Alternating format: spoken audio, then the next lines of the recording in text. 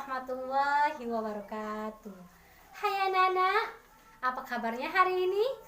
Alhamdulillah. Ibu harap semuanya dalam keadaan sehat ya, dan tetap semangat belajarnya. Bertemu lagi ya dengan Ibu Nisa. Pada pertemuan kali ini kita akan belajar tentang keberagaman pekerjaan. Baiklah, sebelum masuk ke materi, Ibu akan menyampaikan tujuan pembelajaran kita pada kali ini. Yang pertama, setelah belajar nanti, anak-anak Ibu mampu memahami pengertian pekerjaan dan jenis pekerjaan. Yang kedua, anak-anak Ibu mampu memahami cara menghargai keberagaman pekerjaan. Yang ketiga, anak-anak Ibu mampu memahami cara menghargai perbedaan di lingkungan sekitar kita.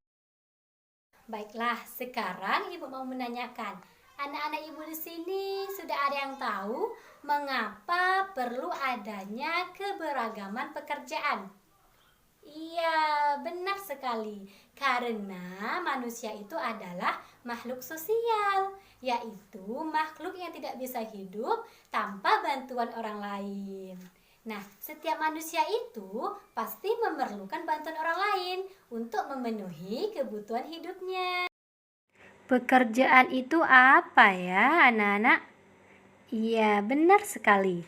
Pekerjaan adalah kegiatan atau aktivitas manusia untuk memenuhi kebutuhan hidupnya. Nah, pekerjaan itu tidak memerlukan keterampilan dan keahlian khusus loh anak-anak Ibu. Tapi ada beberapa pekerjaan yang memerlukan keterampilan, keahlian, dan pengetahuan khusus yang dinamakan dengan profesi. Pada dasarnya, pekerjaan dengan profesi itu berbeda ya. Namun dalam kehidupan sehari-hari kita sering menyamakan istilah profesi dengan pekerjaan.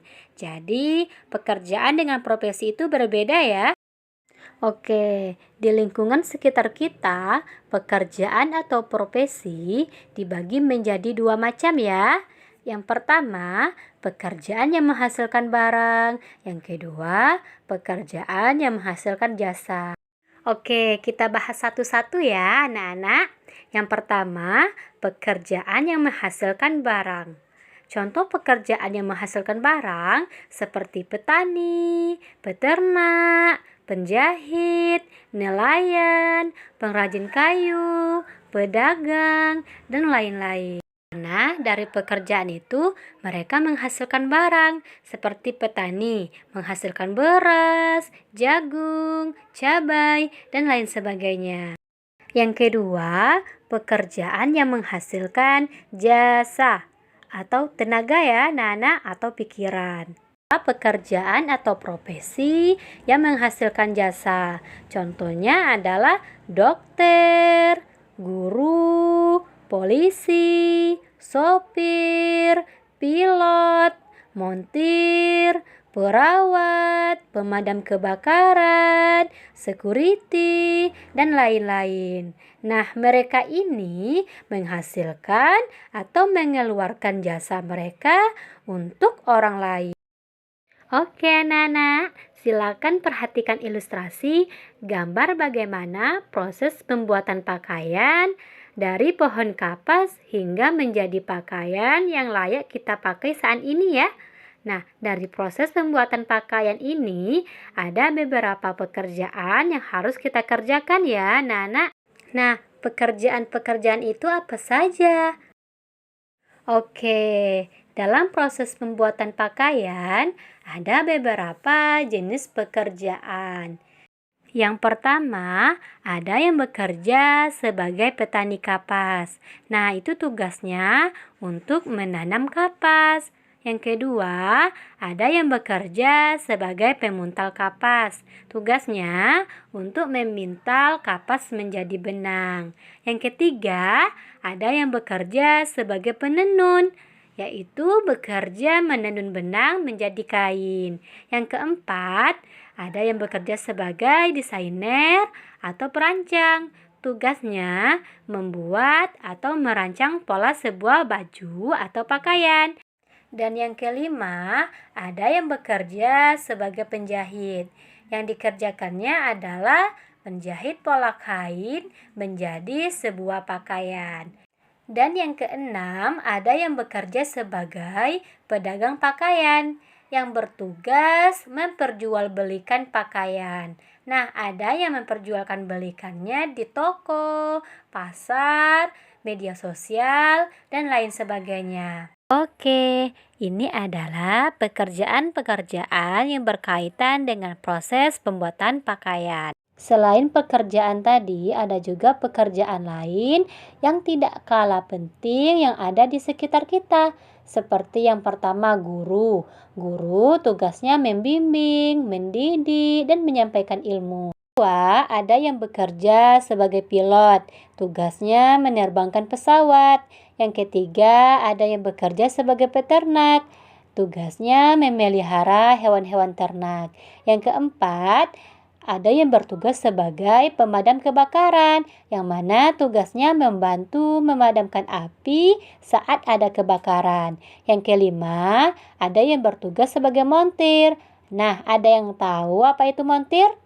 Ya, montir adalah orang yang bertugas atau bekerja untuk memperbaiki kendaraan. Ternyata pekerjaan itu beragam ya, anak-anak.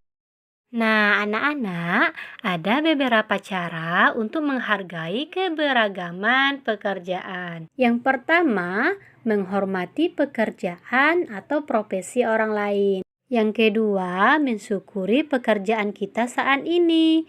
Yang ketiga, tidak menghina dan merendahkan pekerjaan orang lain. Yang keempat, bersaing secara sehat dengan orang yang memiliki pekerjaan yang sama dengan kita. Yang kelima, bekerja dengan jujur dan sungguh-sungguh dalam pekerjaan kita saat ini. Nah, anak-anak, perhatikan gambar berikut. Di sini ada Reina, Andin, dan Elsa yang sedang bermain. Raina biasanya selalu memakai kerudung dan baju yang menutupi seluruh tubuh. Sedangkan Andin dan Elsa senang memakai baju yang pendek dan celana selutut. Nah, mereka berbeda ya cara berpakaiannya, tapi mereka tetap berteman baik karena mereka saling menghargai. Nah, selain menghargai cara berpakaian kita dengan teman kita, ada beberapa cara untuk menghargai perbedaan di lingkungan sekitar kita. Yang pertama, tidak memilih-milih teman, bermain dengan siapa saja. Yang kedua, tidak memaksakan kehendak kita kepada teman kita. Yang ketiga, tidak mengejek dan menghina pendapat teman. Yang keempat, menghargai pendapat teman. Dan yang kelima, berbuat baik kepada orang lain. Nah, anak-anak, sikap saling menghargai, menghormati perbedaan, dan sikap menghargai keberagaman pekerjaan merupakan contoh sikap yang sesuai dengan pengamalan sila ketiga Pancasila yang berbunyi Persatuan Indonesia. Oke, anak-anak ibu semuanya, sampai di sini dulu ya pembelajaran kita pada hari ini. Semoga apa yang ibu sampaikan tadi bermanfaat. Dan anak-anak ibu ingat tetap jaga kesehatan, tetap semangat, dan tetap belajar ya di rumah. Ibu akhiri, wassalamualaikum warahmatullahi wabarakatuh.